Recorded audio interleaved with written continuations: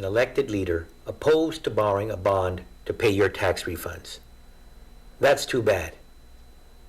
If the bond doesn't pass the legislature, we will be left with one of two options. Continue paying tax refunds 2 to 3 years late, or severely cutting services in the government. I spent this past week laying out the facts of the government financial situation and how services already are underfunded. Now is not the time to hold back refunds or cut services, especially as so many people suffer in this growing cycle of poverty. But I have faith in the legislature, especially Chairman Pangilinan and Senators Frank Blas and Roy Respicio, who have been outspoken advocates of paying tax refunds. Senator Tita Barnes was so concerned about jobs in tourism that she fought for the hot bond just recently. Senators like Eileen Yamashita, Mana Silva, Sam Abini, and Dennis Rodriguez clearly support the social services that families need. Senators Palacios, who tirelessly works to find more resources for law enforcement.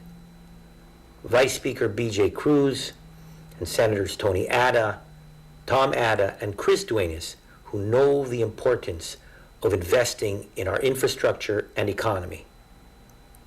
And then there's Senator Judy Gutherts, who also knows just how underfunded public schools, the University of Guam, and GCC are. I'm sure these senators agree that it is better to borrow money from the bank than to continuously borrow money from you, the people. And this essentially is how the government has been operating.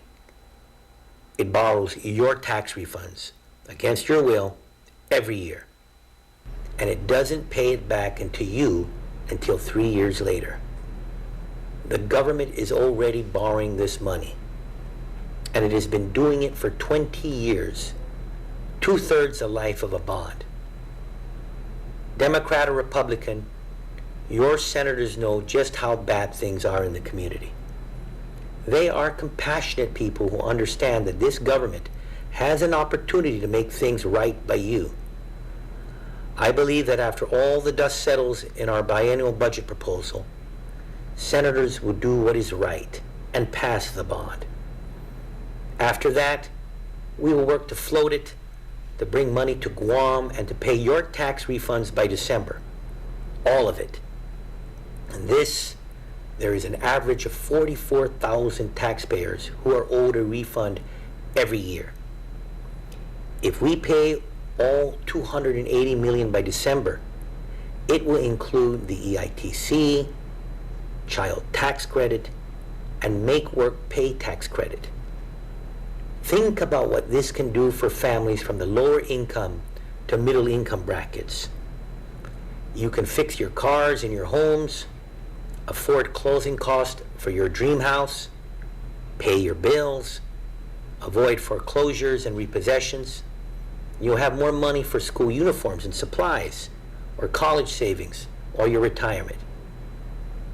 The point is, your money will be returned for you to spend or save as you please. While I like the idea of paying you what you are owed, I can't help but think about the cumulative benefits as well. A $280 million cash infusion of tax refund payments will be a much-needed shot in the arm for our economy. All of that money circulating at one time will provide business capital for jobs, promotions, and better services. It will encourage small business growth and entrepreneurship. Think about what this money can do for our economy.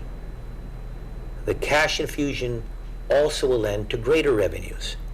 It will impact revenue collections from gross receipts, corporate, withholding, and individual income taxes. This revenue can bridge us even further away from the government's financial predicament. The bond we are proposing will pay down most of the deficit that is weighing down our ability to provide adequate services.